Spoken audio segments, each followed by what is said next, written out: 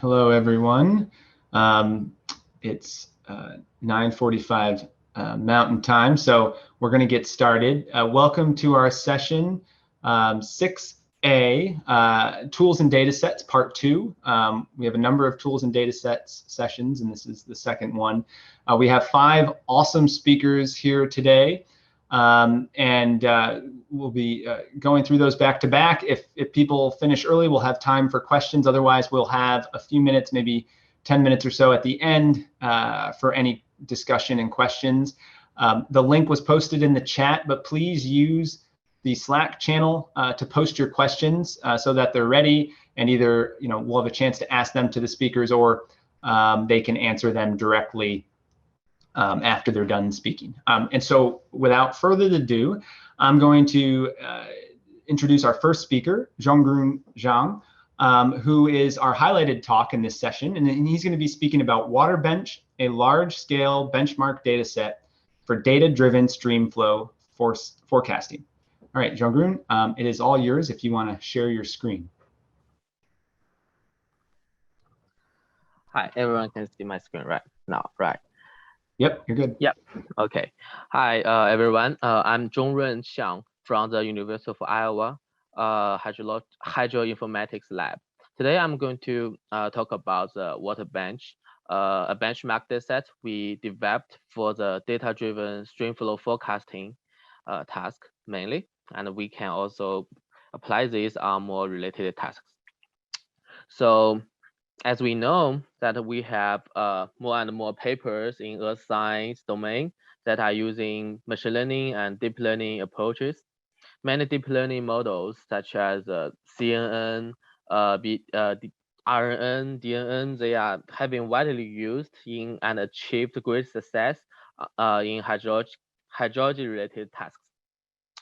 Last year, we did a comprehensive review of the deep learning approach applications in hydrology and water resources, and we found that the latest papers are using many of the latest papers are using their own datasets that are acquired and collected by their own.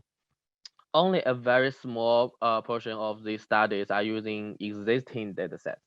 So, as we know that scientific achievements is supposed to be cumulative. So to get a better deep learning based flood forecasting model, scientists need to build on the top of what the other fellow researchers have done. So we believe that the only way to do so is to use the same set of the testing mechanisms, and a common way to do so is to use the same datasets when testing the capability of flood forecasting models. Here we show example. This is a current running competition. This is not finished. This is still running now, not end. But this name is mapping to map flood water from radar imagery. So competition like this, they always provide us a training dataset, give us the metric equation that we need to maximum, and they provide us a test dataset to evaluate our results. So on this leaderboard, everyone is on the same page. The highest gets a best. The highest score means a real best model in some in this way. So this is a good example. So that's how we develop our model, our benchmark datasets. So we create and share our dataset of the state of Iowa. So we collect hourly data from the water year 2012 to the 2018. So Iowa has abundant water resources with over 60,000 miles of river and streams. In 2008, people may be familiar with that the Eastern Iowa flood happened and caused at least 6 billion in property loss. So the streamflow monitoring and forecasting is critical for Iowa for better water resources and disaster management.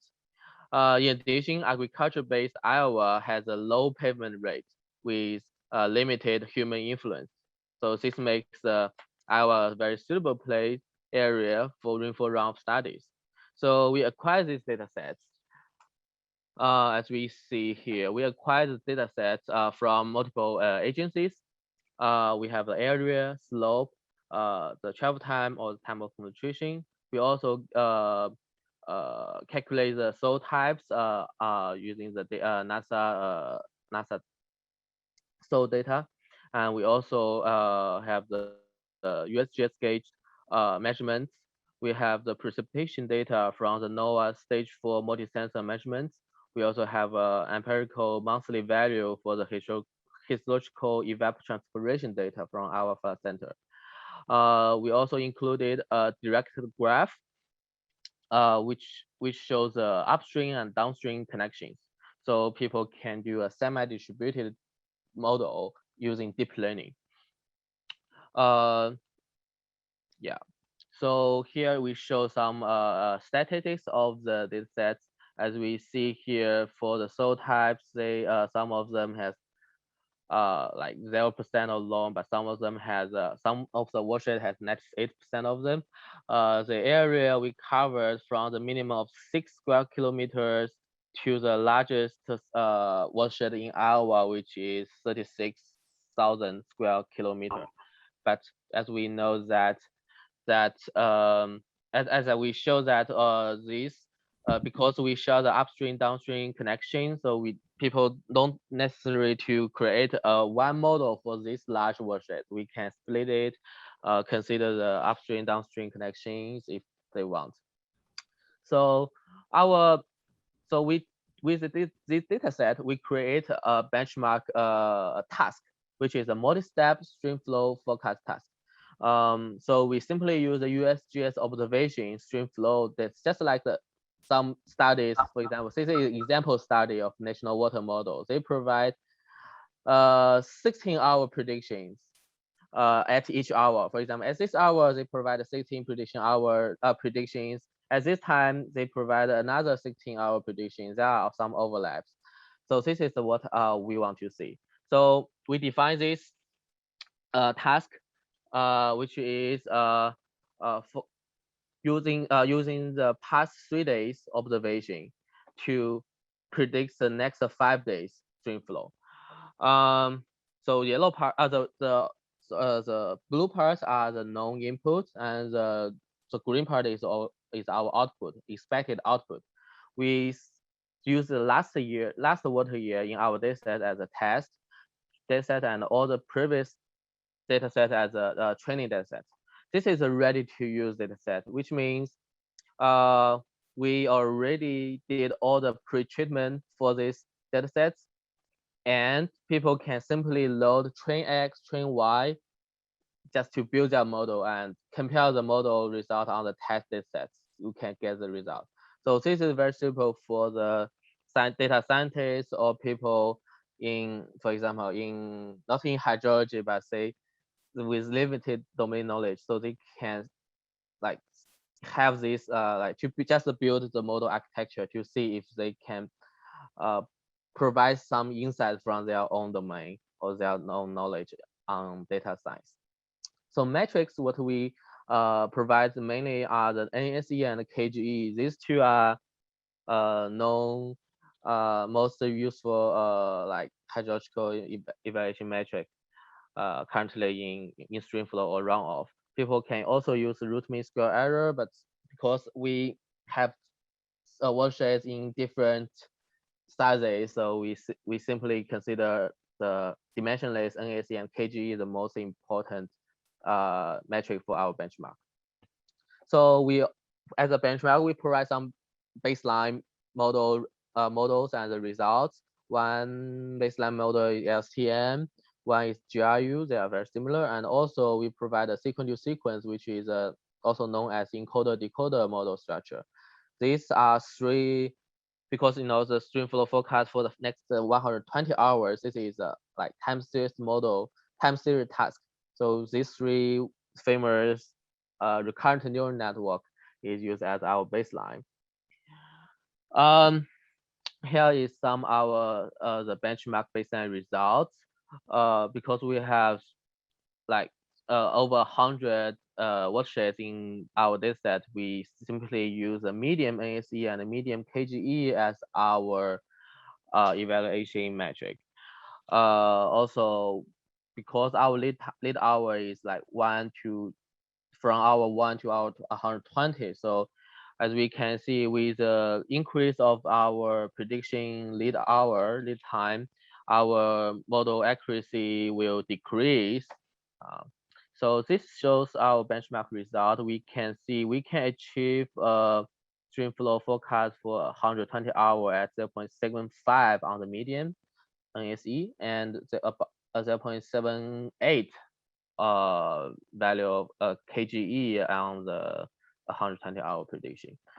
So on the median, this is very good. We can visualize our result with other ways. For example, if we only consider the 120-hour head prediction, which is the hardest one, we can see how many of them in the range of 0.8 something or 0.9 something. We can see most of our washes is in the range of with NSE and KGE range in 0.8 something. This is very good. This means, but we can also see that in some of study areas we have negative NSE and negative KGEs, which means our model, good on the median, but still on some washes it does not apply. Research scientists, people can work on this very hard or very tough watershed if they want. This will be a way you can, people can publish paper to mention what is the issue of current benchmark model and what can we improve based on the same data set and same method. Also, we can visualize our result on the map. This is a study result I published last year. So we can visualize our results on the map. We also will provide the all this information people need to visualize this on the map. We'll provide the shape files.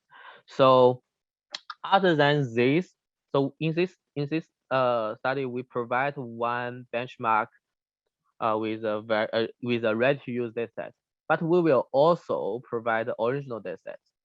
The original datasets can be used for many different researches. For example, the generalized model, original model. So we have over 100 worksheets here.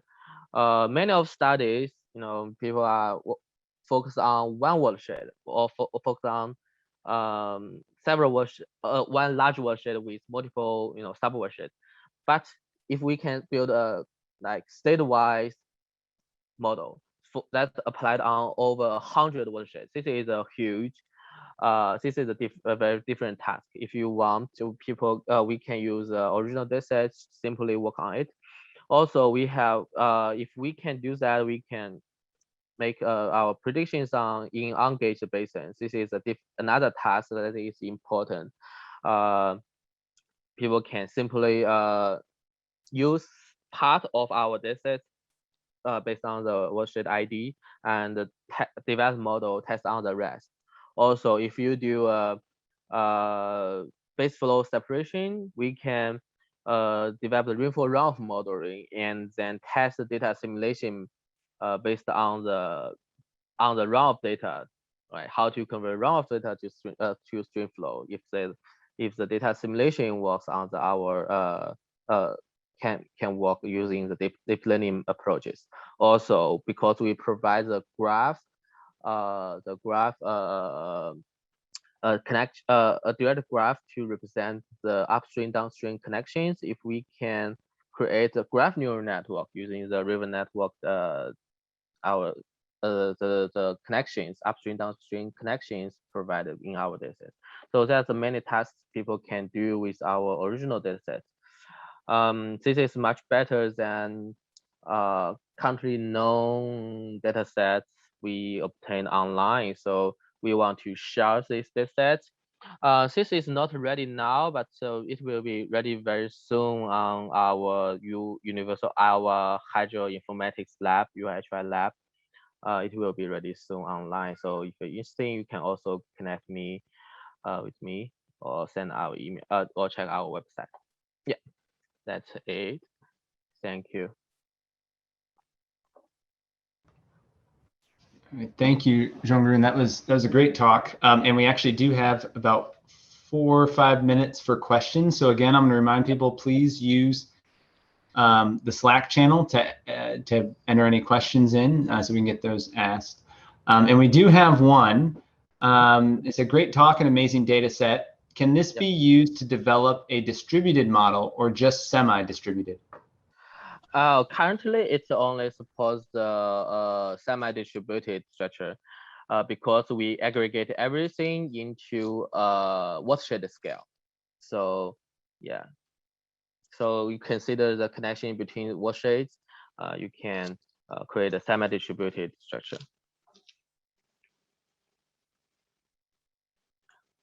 And another question, when you release the data to the public, what file format will you use?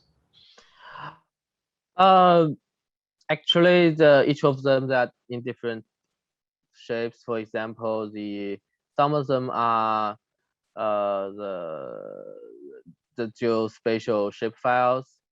Some of them are in grids, which is GRIB format. Some of them are I obtained from our Alpha Center database, so that will be just a table dataset. Yeah, it's very complicated if you are not familiar with this stuff. Yeah, I know many data scientists and modelers are very, don't like this progress, this part, obtain data, download data to clean the data. This is a very complicated work. If we want to, develop models, it will be very great if we have a ready to use data set. Yeah. And we have another question. Are there any process-based models in the project, or are there plans for that? In other words, any non-ML domain-based models? Oh, no, we don't have it. We don't have a like physically based model in our baseline, no. Okay, that was all the questions. If anyone else has another question, we have about 2 more minutes for questions, so please add them to the Slack channel. While we're waiting for others, I have a question. I was wondering if you could just, so I'm intrigued by the amount of effort that goes into doing this kind of thing, because, as we all know, the data prep side of it is takes so much time. So I think this is awesome. And I'm wondering how you deal with, in these data sets, is there a challenge with a lot of bad data or missing data? And is there a particular way you overcome that? Oh, actually, yeah, there are many ways to deal with missing data. However, in this data set, we didn't come with many. Yeah, there are some, just about only several percent, like 3 or less than 3% of missing data in the precipitation or data or the stream flow. We can simply use the medium or the like previous hours to fill in the missing values. All the data sets here are in a very good like quality. Because I published papers using this data set. I collect this data to do my research, and actually I use many different precipitation data as input. I find some of them are in a very bad quality. So this is a very good quality data set I use, and yeah, and I'm going to share it. Yeah. Cool. All right, one last question. Did you use rain gauge data or watershed average? I use watershed average on the, let me see, on the stream on the 4 kilometers grid. Yeah, currently, yes. So I use as I just mentioned, I use like a rain gauge data as a precipitation data input before, and I find that in some way, I don't know, for some reason it's not good. It's not good, but this one is very great. Yeah, precipitation in per-kilometer grid. Although I aggregate into watershed level. Yeah, but in the future, I will show the maybe WaterBench like version 2 or version 3. We will show the spatial, in a higher spatial resolution rather than in watershed scale in the future, maybe. Yeah. Cool. All right. Well, thank you, Zhongrun. Great talk, and thanks everyone for the questions. Okay, so we're going to go to our second speaker. This is Tyler Christensen, one of my colleagues here at NOAA, and she's going to be speaking about AI data readiness, designing community-driven data standards and tools. All right, Tyler, it's all yours if you want to share your screen. Great, thank you.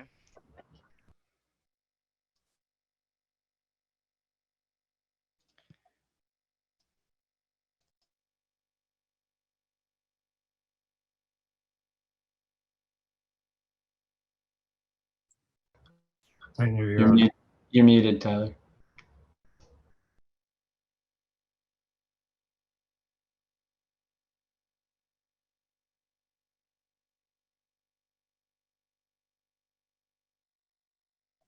I don't know why. Hang on, let me try sharing again. For some reason, it thought that I was trying to share audio.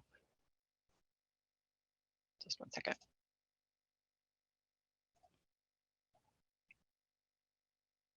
Okay, am I unmuted? Yep. And you can see my slides. Yep. Okay, yes, sorry about that. Hi, yes, I'm Tyler Christensen. I work for NOAA. In my normal job, I'm a data coordinator for the National Ocean Service, but I'm doing a 6-month detail with the NOAA Center for AI, working on this question of a standard for AI-ready data.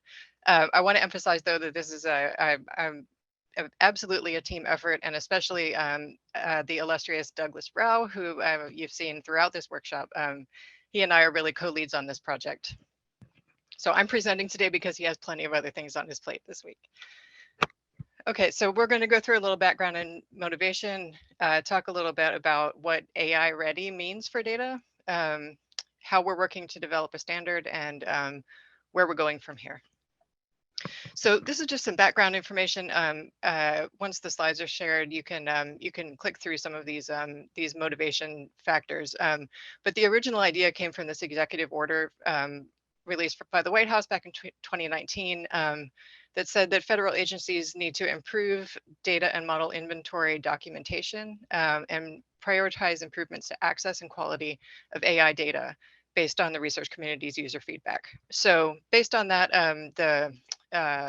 there was a draft AI readiness matrix that was developed by the Office of Science and Technology Policy. But we're taking that, and NOAA has a strong interest in developing this AI readiness standard, and it's part of our AI strategic plan. So Douglas and I have stood up a working group, a cluster under ESIP, which is now actively working to further develop this into an actual standard. So we've got a bunch of federal agencies, universities, NGOs, private industry, and even a couple of international folks represented on this cluster. So again, it's a team effort. Okay, the background, the motivation. Public data sets, as we all know, vary vastly in data quality, documentation, and delivery methods. AI researchers and machine learning researchers want to easily identify data sets that meet their needs and are ready for application development.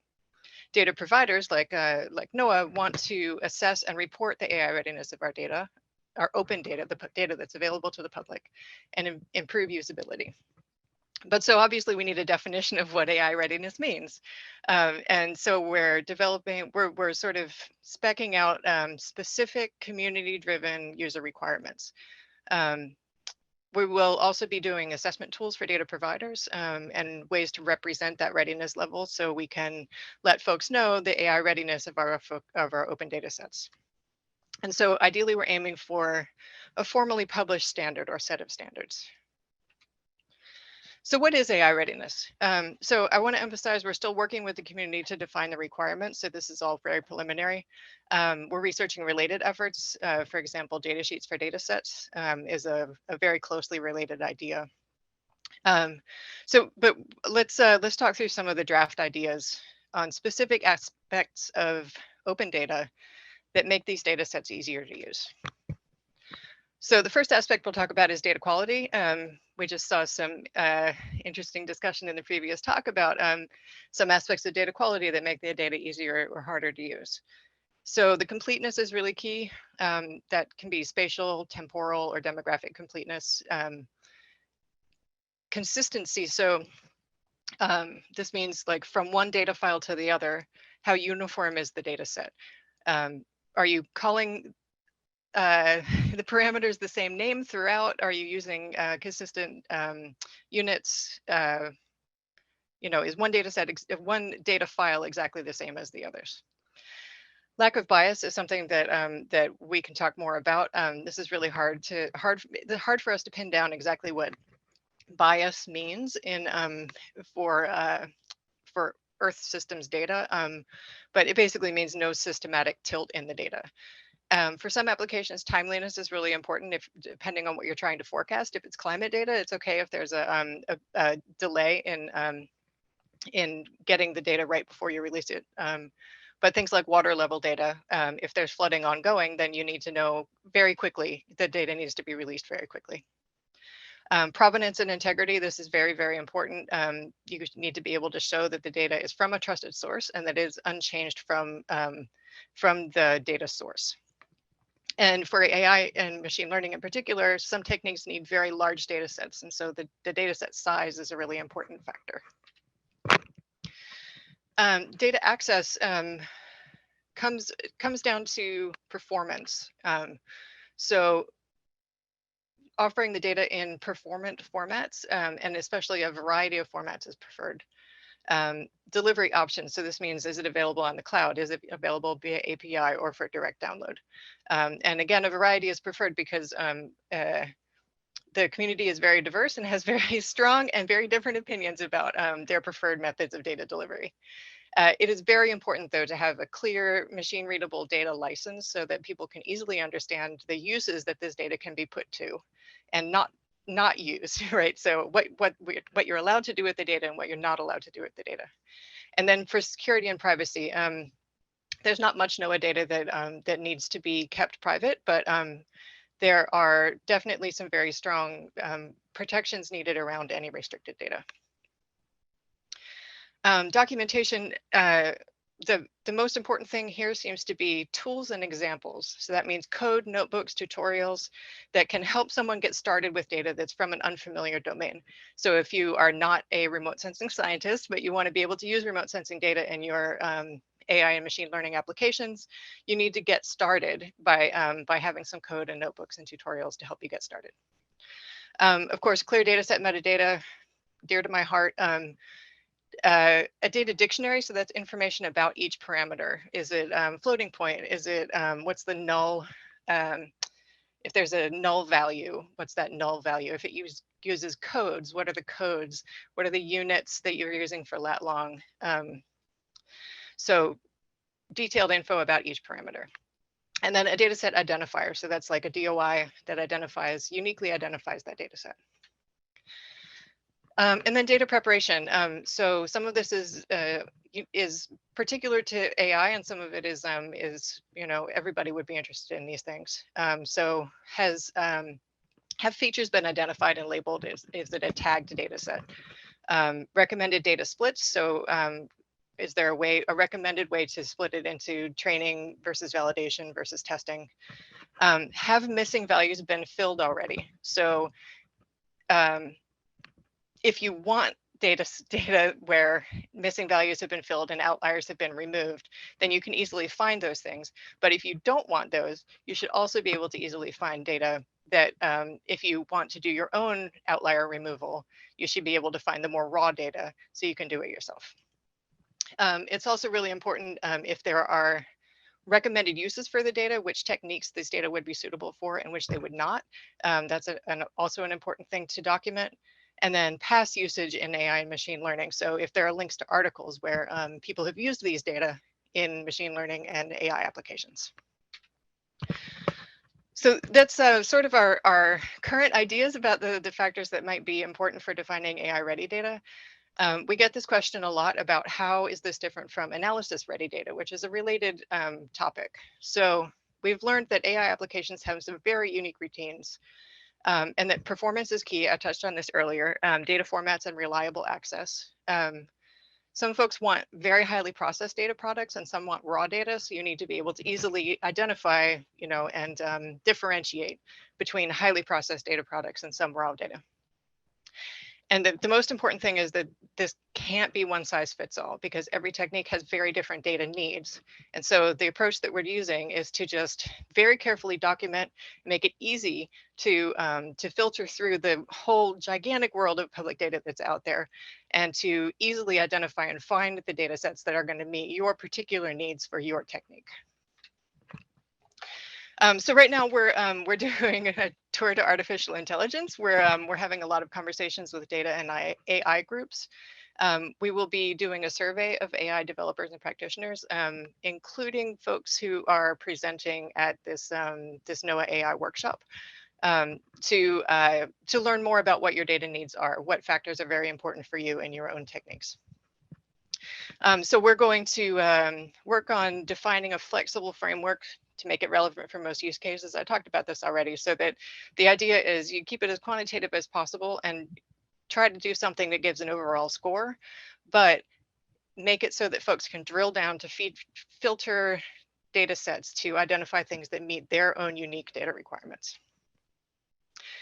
So the next steps over the next 6 months or so will be— 1 minute, Tyler. Sorry, 1 Great, minute. thank you. Yep, I'm wrapping up. Thank you. Okay, so next steps, we'll be defining quantitative levels and trying to develop this readiness matrix and figuring out how to assign an overall score. We'll be coming up with evaluation and reporting tools so that we can report the AI readiness of our open data. We're still working out how this would integrate with dataset search to help you filter and find the data that meets your needs. And we're aiming for sort of a first draft 80% standard by January. But so where we're going in the end then is some kind of a formal standard. So hopefully something like IEEE or NIST or ISO, we're sort of investigating where we would go with this as a formal standard. We'll be working with the White House Office of Science and Technology Policy to collaborate across US federal agencies. So we want it to be relevant to transportation data and health data and education, Department of Education data. So not just earth sciences. And then within NOAA, we will work for evaluating our key data sets, assigning scores, prioritizing improvements that we can make so that we can make measurable improvements over time. So thank you.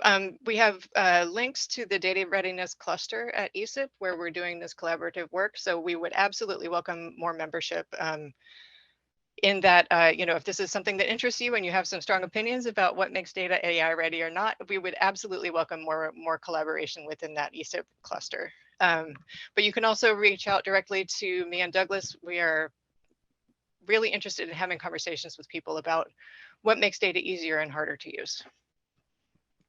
And that's it. Thank you. Awesome. Thank you, Tyler. That was fantastic. If people have questions, again, head over to Slack, and we might have a few minutes at the end. So we're going to go on to our next speaker, Benedikt Schulz, who's going to be speaking about machine learning methods for post-processing ensemble forecasts of wind gusts, a systematic comparison. All right, Benedikt, it's all yours. All right.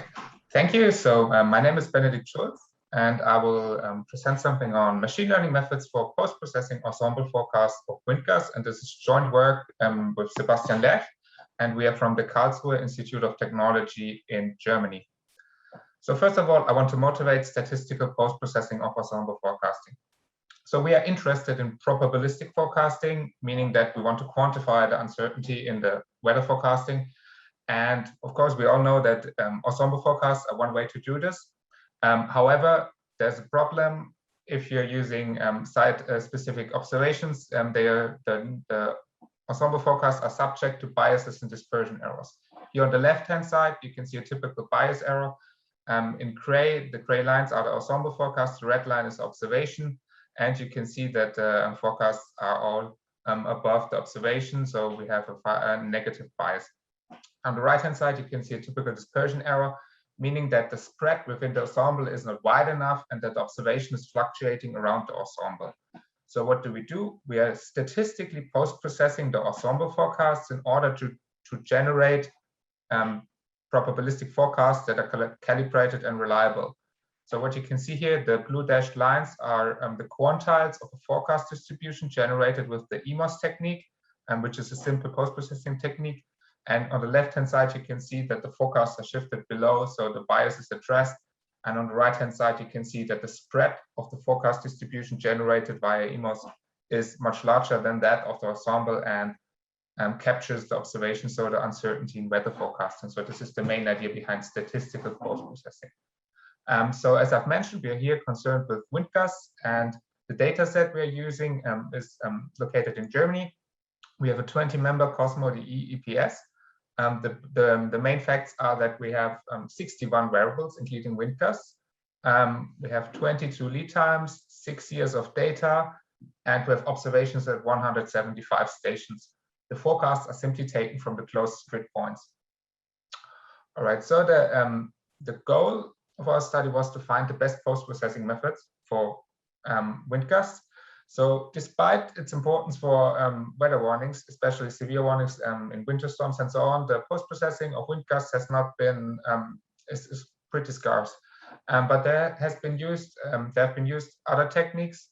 And what we do is we adapt those techniques towards wind gusts, and we apply 8 techniques here, and we review and compare them. So the first group of techniques are simple basic benchmarks. What we use here is we only use the wind gust ensemble as predictors for these techniques. And the first one is the EMOS approach. So what we do here is we use, we make a distributional regression and we estimate the parameters of a distributional forecast. Second one here, MBM, is a member-by-member post-processing. So you adjust each member of the ensemble individually and you generate a calibrated ensemble. And at last, we have IDR, which is a non-parametric distributional regression technique called isotonic distributional regression. Here, what we do is we have 175 stations and we need to fit a separate model for each station, simply because that works much better than fitting one model for all of the stations. Then the second group are machine learning benchmarks. As I've mentioned, we have 60 plus predictors, and machine learning techniques are capable of incorporating the additional information. And the first technique is EMOS with gradient boosting, so an extension of EMOS, and via boosting we can include the additional predictors. Second one is a non-parametric alternative. It is the quite well-known quantile regression forest based on random forests, and these two techniques can be used to generate probabilistic forecasts. Again, we have separate model for each station. Again, we could use a joint model for all of the stations, but again, it's simply the performance. It works better if we use a separate model for each station. Then we have the third group, the neural networks. And really nice point here is that we can use the neural networks to build a joint model for all stations that works better than estimating a separate model for each station. So we have 3 of these locally adaptive networks, 3 variants that are based on the same architecture, which I will show you on the next slide. So here you can see a sketch of the network architecture we have been using. And what you can see is we have been using an embedding for the station ID. So the station ID is basically a discrete marker that has no information on the local characteristics, but the neural network can learn latent features from these discrete markers that can be used as features for the network. Then we put the other information in, also spatial features like the altitude of the station and so on. And we have 2 hidden layers, and then we generate an output.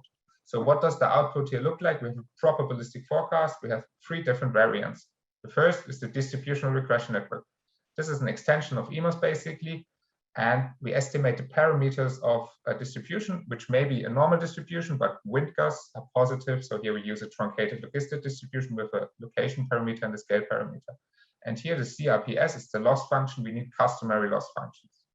The second more flexible forecast is the Bernstein quantile network. What we do here is we estimate the quantile function as a linear combination of Bernstein basis polynomials. The coefficients are the output of the network, and these define then the probabilistic forecast.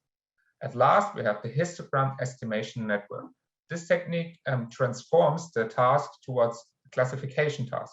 So basically, you divide your observation range into different bins, and then you estimate the probability that the observed gust is within the bin. So basically, what is the probability that the observed wind gust is within 7 to 8 meters per second? So these are the 3 different network variants, and they all use the same architecture. So here are the results. What you can see on the y-axis is the CRPS skill. The CRPS is a generalization of the mean absolute error on probabilistic forecast, and skill here refers to the ensemble, so the improvement of the post-processing with respect to the ensemble. On the x-axis, you can see the lead time in hours, and for each lead time, we estimated for practical reasons a separate model. And what you can see is here that the yellow colored lines, they are the simple post-processing techniques. They already improved the ensemble forecast for 1 hour around 45%, and in the evening to around 20%. Then we take a look at the second group, the machine learning benchmark techniques, magenta colored here, and you can see this gap of around 5 to 10%. And we can basically say that this gap comes by the use of additional predictors. So this is a gain of skill for 5 to 10% by using additional predictors. And then on top of that, we can see that the network variants, they improve the performance again with respect to the traditional machine learning techniques for post-processing here in green. And if you're wondering about the diurnal cycle, this is simply due to, if you're wondering about the curves here, this is due to the diurnal cycle. So machine learning methods are also often referred to as black boxes. And what we also did is feature importance analysis to investigate what the networks have learned and what features are important. So here we calculated the permutation importance. And what does that mean? If we have a test set and we make forecasts on this test set, we can take one feature and we permute this feature within the test set. And then, of course, we expect the forecast to get worse. And we consider the feature to be more important the worse the forecast get by permuting it. So here we have 2 examples. One is the day of the year and the other is the radiation. And for both, we can see a diurnal cycle, meaning that in the morning and in the evening, the day of the year is an important predictor, which makes totally sense due to the seasonal variations to that time of the day. For the radiation, we can see that it is an important predictor in the evening. And this connects to the evening transition of the planetary boundary layer. So these are 2 physically consistent relations that the networks have learned. So this brings us to the conclusion. So we can say that the neural networks, they significantly outperform state-of-the-art benchmark methods. Then the locally adaptive networks via the station embeddings, they outperform the locally estimated methods. And this is at more than 90% of the stations. So I've not shown you that, but it is at more than 90% of the stations that they perform best. And at last, also important, the networks learn physically consistent relations. And of course, I could talk on and on about this stuff, but we have a preprint. And if you are interested in more, you can check it out on arXiv, and we will be happy if you do so. Thank you. All right, thank you, Benedikt. That was really cool. And I would like to ask a question, but we only have 1 minute left, so I'm gonna hold questions to the end. Again, I want to remind people to check Slack, enter your questions on Slack, and you can respond via Slack. Or if we have time, we might have time at the end to do them verbally. Okay, thank you so much. That was an excellent presentation. Next is Chris Slocum, who's going to be presenting his presentation titled Beyond Dvorak, Creating Feature-Based Labels in Geostationary Imagery for Tropical Cyclones. All right, Chris, the floor is yours. Great, thank you. Can you let me know if you can hear me and if you can see my slides? Yep, you're good. Awesome. So as Greg said, my talk is about beyond Dvorak and creating new feature-based labels. Hold on 1 second, let me see if I can move everybody's faces. Maybe not. So I started with something a little provocative in terms of a title for those in the tropical cyclone community, but I'm not really advocating for replacing Dvorak. And for those of you who have no idea what I'm talking about, that will become clear as I go through my slides. So we're very fortunate in the tropical cyclone community to have a wide number of labels that already exist that are created by different forecast centers by humans that are then available for us to use in other applications. And so what is typically labeled is a center position of the tropical cyclone, so a lat lon and a time, along with the maximum sustained wind. This isn't really given as a location, it's a value. And so my little diagram on the right, it's labeled as an X. Also the radius of maximum sustained wind, along with wind radii information. So in the case of the example on the right, you could think of the yellow as possibly the radius of gales in different quadrants. And we also would have information about 50 knot winds, and then also hurricane force winds that would be labeled that way. And so the National Hurricane Center, the Central Pacific Hurricane Center, the Department of Defense's Joint Typhoon Warning Center, they all use similar procedures and tools to decide these values and label those. Also, other WMO regional specialized meteorological centers produce this information as well, but many of them use different standards, so then you get slightly different values for that information. And so how is all of this data determined? And forecasters end up using the best available data.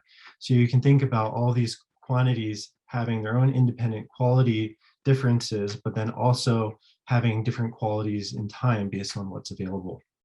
And the information that goes into making those estimates often comes from satellite.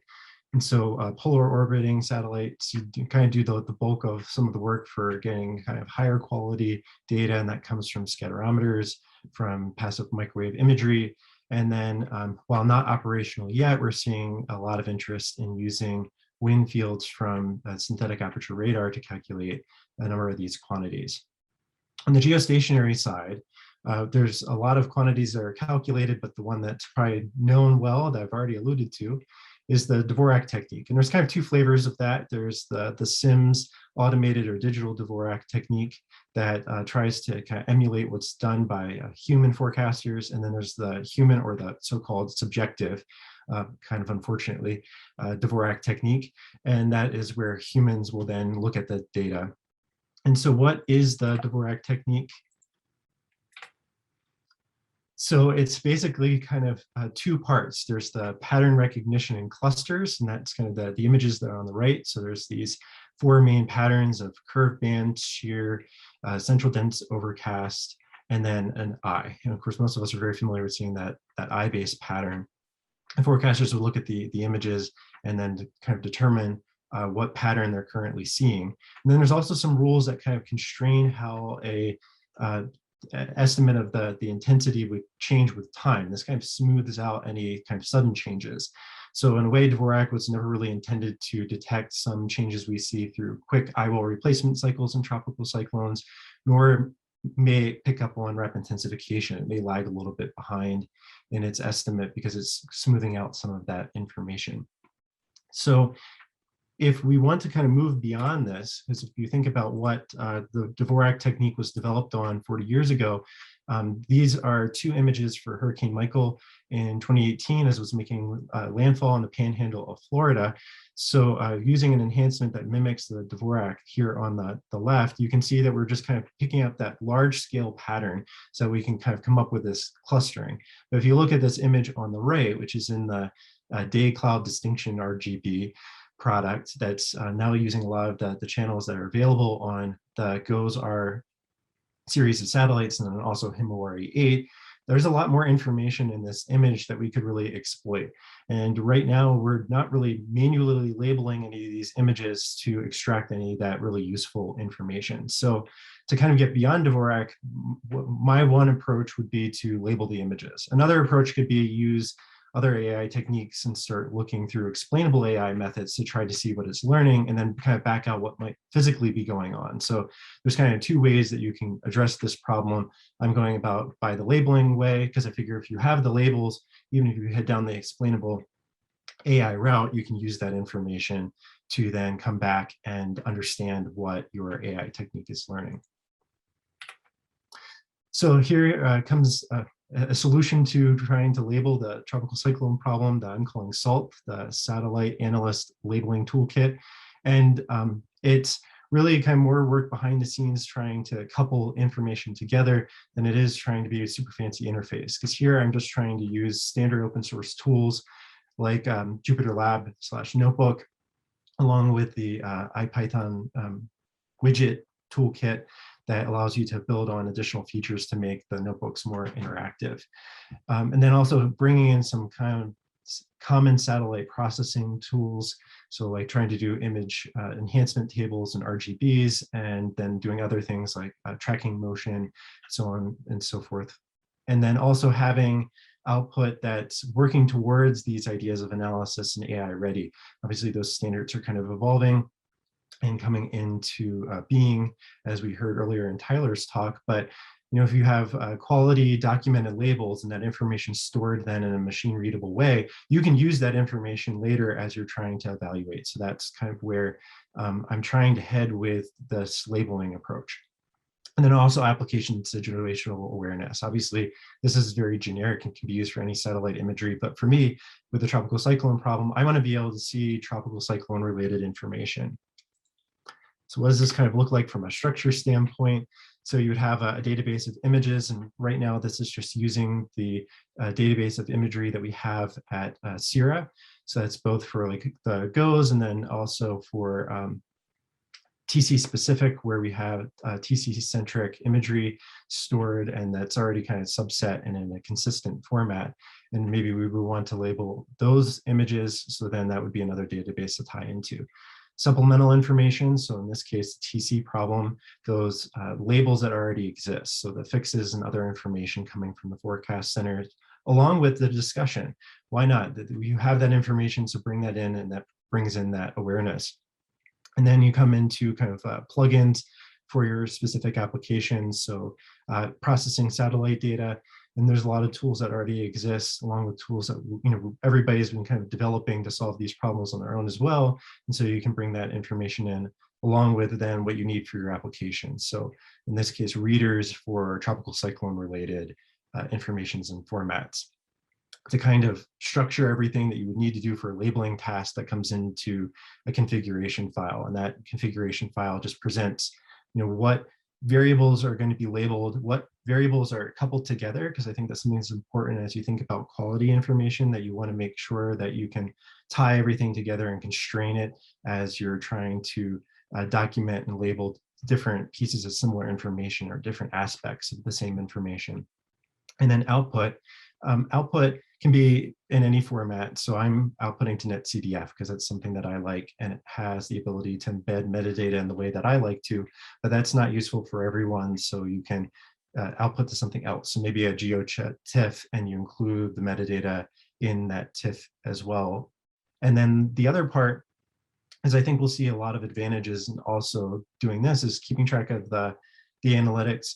If the person who's doing the labeling wants this, what information did they look at? How did they label? And that may help us understand the problems better, especially if you have false alarms in your training data set or in your model once it's finished, and you want to begin to dissect what was going on. So maybe the analyst did one thing for a specific scenario, and you can kind of understand and dissect that as you look at that information. So what does this look like from a interface standpoint?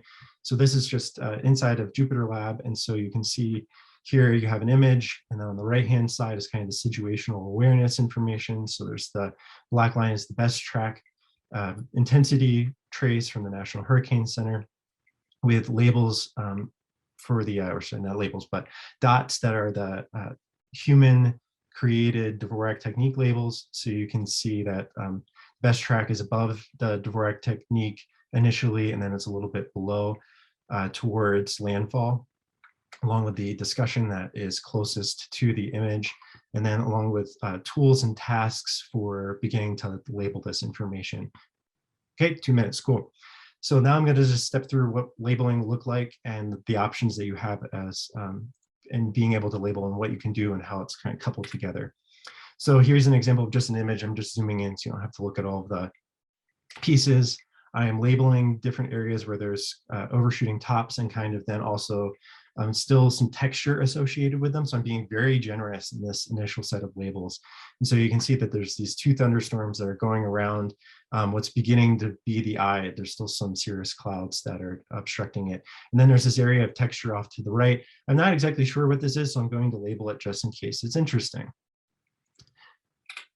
All right, now I'm going to switch over to trying to add a quality control label. So this now is tied in with that original label, which is just a binary mask. But now I want to build up some quality information. So I've also coupled these by hitting a mask button on the display to say, okay, now I want to make sure that I can't paint outside of the lines if I'm going to add the quality. So I come in here and I go with a slightly better version of that label, and I go in and paint that information. And now I'm going for kind of what I consider the best, where I actually see an overshooting top in the imagery. And so that gets a separate highest quality label. And that would probably be what I use for training. But I have this other information now available when I'm trying to do the verification. I can also go in and now try to label individual groups. So maybe there's 2 overshooting tops that are in an area that I've painted. And so then I can label those separately if I want to, by bringing in those 2 clusters. Obviously, this is a single image, and as we know, in the atmosphere, things are very dynamic, and sometimes you want to bring them that other information. So taking a cue from animation, they use this concept of onion skins, where you have layers of time, and it's different pieces of information. So this is now, each time is a different layer channel. So I see that Greg is back, so I'll bring up my summary slide. That SALT is kind of trying to help add to the existing labels that we have so that we can then begin to try to learn new things about the images that we see, because GOES is showing us really cool new stuff. So with that, I'll end my talk. Great, thank you, Chris. That was really interesting. And again, reminding people for time's sake, ask your questions in the Slack. We'll be monitoring it. We'll have a few minutes at the end here as well, but please ask questions for Chris and the other speakers now in the Slack. Okay, and our last presenter for this session is Muhammed Sit. We're going back to Iowa. So we started in Iowa, we're going to finish in Iowa. The title of his talk is IowaRain, a statewide rain event data set based on weather radars and quantitative precipitation estimation. All right, Muhammed, you can share your screen. That's all yours. Thank you, Greg. Can you guys see my screen and hear my voice? Yep, you're good. Okay, awesome. Hello, everyone. Thanks for being here. I'm Muhammed Sit. I'm a PhD student at the University of Iowa. I work at the University of Iowa Hydroinformatics Lab, so we're colleagues with Zhongrun. I'm here to give you a brief presentation about our study, IowaRain. IowaRain is a rainfall event data set that could be employed in mainly rainfall forecasting tasks, as well as many other environmental engineering tasks. So here's the outline. The outline of presentation is, I will first define the problem, then we'll briefly mention how this problem could be addressed, and then I will talk about IowaRain, describe how the data was curated, and finish up with some summary statistics about the data set. So what is the problem that made us pursue IowaRain? As you probably already heard this many times during these sessions, effects of climate change is also changing our prospects regarding disasters. They have serious consequences more than ever now, and we could only cut down these negative effects by better environmental monitoring and modeling. So tackling this problem by better modeling goes through better data-driven models. Data-driven models, per the name indicates, needs data. And as opposed to many fields that data-driven modeling is a go-to solution for, there are not many publicly available, ready-to-use data sets in environmental fields. What we aim here to be a step, to be a step towards having better environmental models by providing a data set. So the dataset's name is IowaRain. It's a rainfall event dataset, as I mentioned when I first started. As the name indicates, it's for Iowa. It covers the whole state of Iowa with some buffer zone around the state. Comprises of total 288 rainfall events from 2016 to 2020. All these events were scanned by National Weather Surveillance Radar System. And we are using a quantitative precipitation analysis system to convert all these radar observables into the rainfall events. So this is how the data acquisition system goes. This is a figure from our preprint as well. So how it all starts with data observables and let's start with a brief description is what this process is. So quantitative precipitation estimation is using a radar network. The quantitative precipitation estimation system generates a composite rain map covering Iowa with 5 minutes of temporal resolution and 500 meters of spatial resolution using a variety of processing algorithms that are detailed in the paper that I'm going to show at the end. The unit of the product is millimeters per hour. And this quantitative precipitation estimation system is all processes up until the rainfall event detection part here. Before this is all called quantitative precipitation estimation system. So this system, the output of this system is matrices, and they have the shape of 1057 to 1741 for each stamp in 2016 to 2020, and their minute component is divisible by 5. And IowaRain dataset makes a distinction and only combines rainfall events from April to October each year to avoid any potential derangement regarding snow. So we don't cover snow, we only have rainfall. So in short, the data manager module of the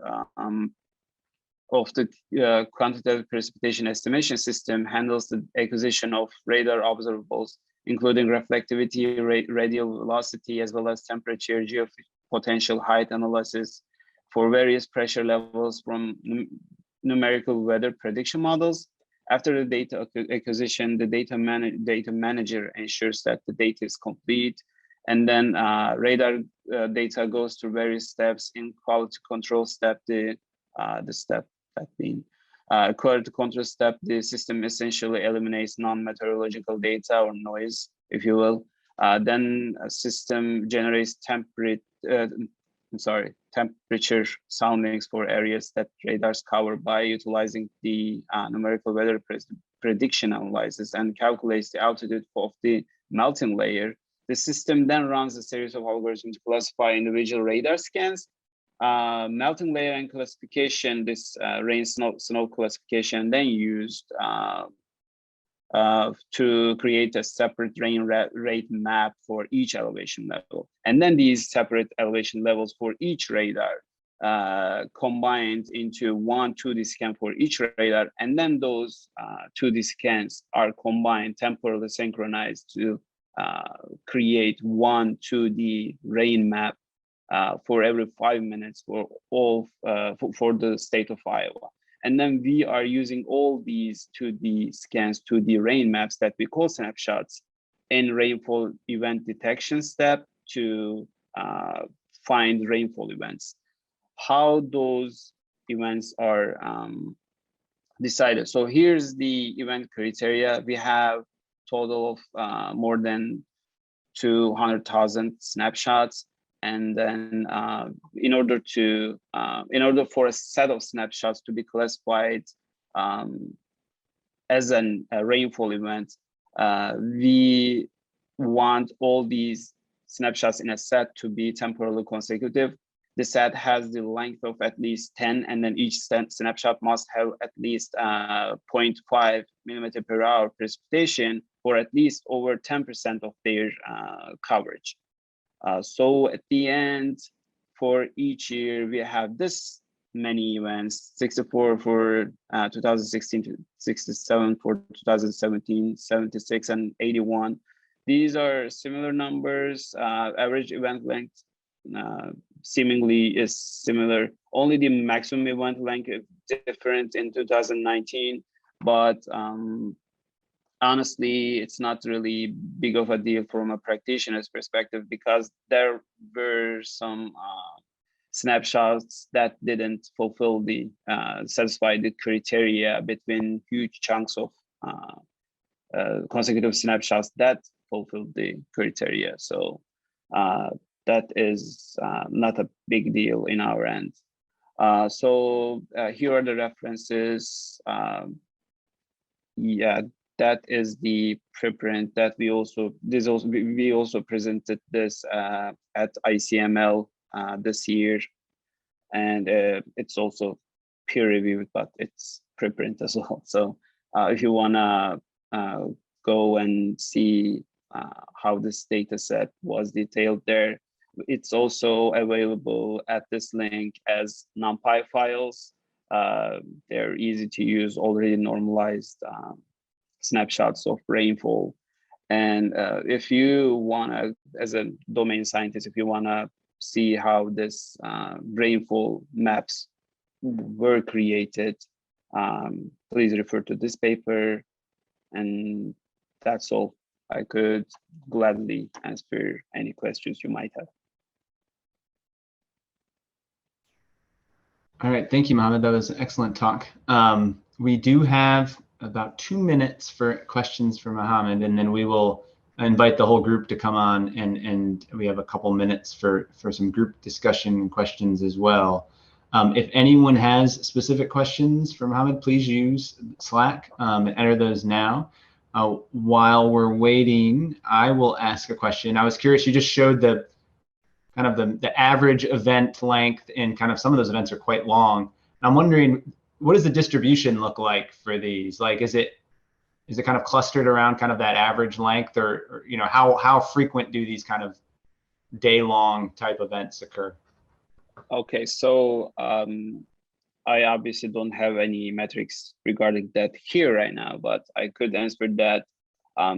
For Iowa, it's not unusual to have these kind of rainfalls around like start of the fall. We, as Zhongrun probably would agree with me, we had this rainfall event last week. It lasted a day or two.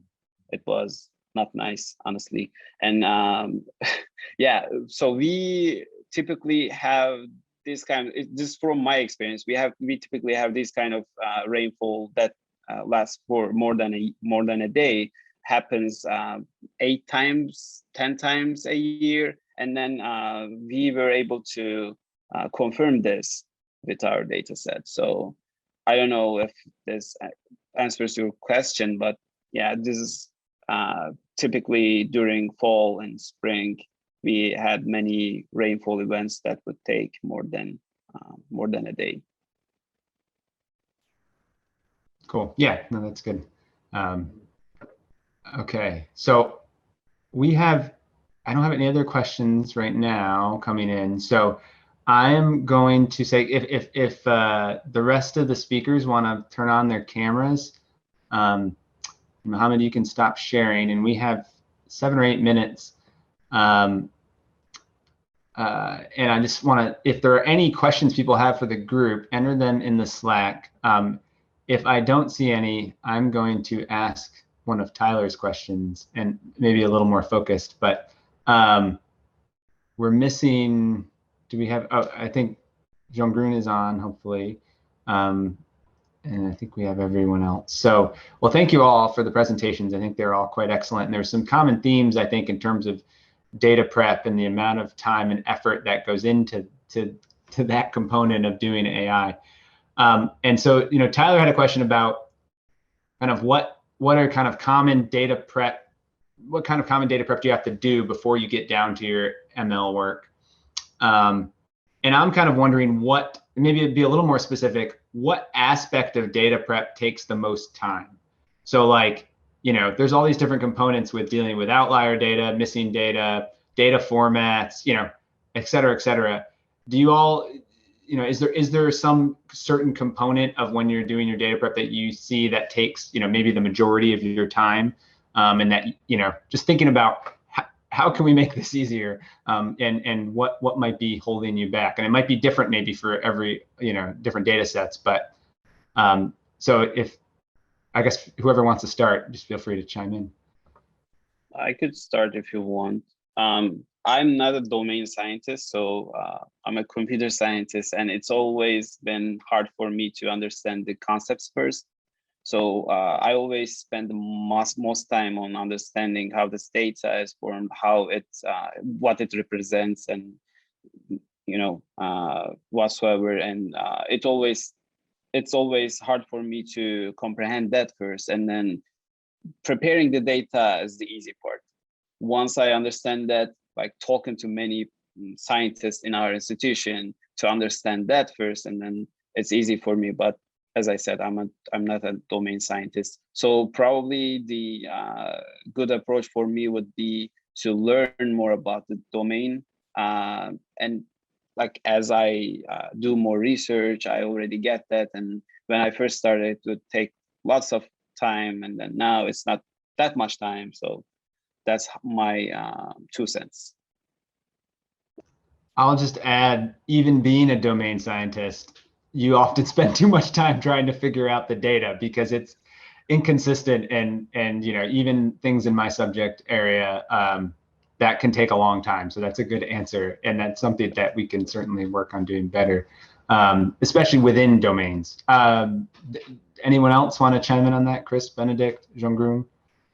Yeah, I think a lot of times it's kind of coupling all of the formats. In the tropical cyclone problem, you really want a large data set. So if you go back several decades, you have satellite data in all sorts of formats, because every single satellite has changed to a new updated format and has different levels of quality information. So it's kind of, how do you then take data that can be all over the place in terms of quality and formats and come up with something that's homogeneous for like a AI application? And that's not always super easy. I think one of the things that Tyler brought up in answering my question is that having APIs that can kind of be the interface to the data can solve a lot of this. And I think we're seeing some great ones come online, and maybe that'll solve a lot of those issues. And then it gets more to the domain expert science level issues. Benedikt or Zhongrun, do you have anything to add? Yeah, I can say I have a mathematical background, and I've not been working that much with computer science before. For me, what was kind of hard was I have the methods and the programs and a whole lot of data there, and to get the data in the right format to the methods and the programs I've been using, that has been the hardest part for me. But that is not quite what one can do. The one who prepares the data and supplies it. So I don't know what this side can do to improve this for the practitioner as me. So yeah, but this has been for me the hardest part. So as Chris was saying, one of the things that these flexible data access APIs can do for you is that if you have source data and you can point it at source data in several different formats, but you can also when people are using the API, they can request the data in a bunch of different formats. So it's got like a format translator built into the API, so that some of them can even do, most of them can do subsetting, by space and time. You can also, some of them have gridding, so you can take non-gridded data and you can request it in a gridded format. It can do monthly averages, things like that, like some very basic data processing even on the fly as you request the data. So it seems to me that there's a lot of promise in solving some of these common data access issues with APIs, without us just having to reprocess the data into 85 different formats and right. Store and distribute 85 different formats. That's unsustainable. Yeah, agree. Yeah, right. Doing things on the fly, I think, is always preferred from a data standpoint. There's another good question here for the group in the chat, but does Zhongrun, did you want to add anything?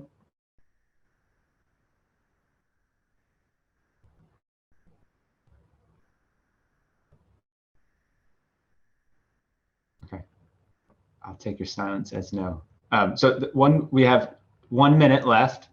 So one question, maybe if anyone wants to comment on this, said, nice to have AI ready data, but not an easy task. Who should be responsible for getting data AI ready, including building the APIs? Which is a great question, I think, from a, from an API standpoint, I imagine the data providers from the federal side is pretty easy, but that doesn't account for all the data sets that are provided through academics and academia and other sources. So does anyone have any thoughts on that in terms of, where's the onus going to lie on getting data AI ready? That's a fantastic question, and I don't know if there's a great answer, but the one thing that I would kind of add into it is also maintenance of these APIs. So if you have a university that has developed an API under a certain grant and that grant is over, then who's responsible for it after the fact as well? So I think that's kind of embedded in this topic.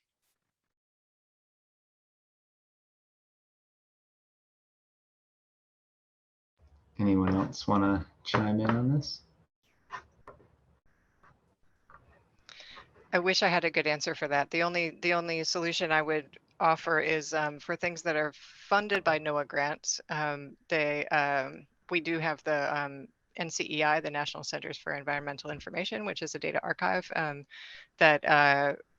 that is mostly used for internal NOAA data, but is also often used as a sort of a repository for data that results from NOAA, work that's carried out under NOAA grants. So federal archives can also be a solution for data that's collected under federal grants, at least.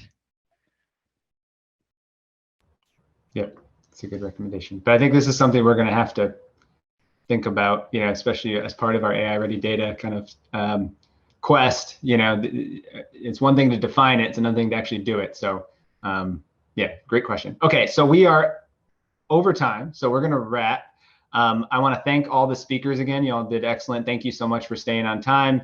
I think we had a great session. The virtual coffee break is happening now for the next hour or so. And then at 12 Mountain Time, we'll be starting up the next couple of sessions. And again, I want to remind everyone, please use Slack. There's some questions in here.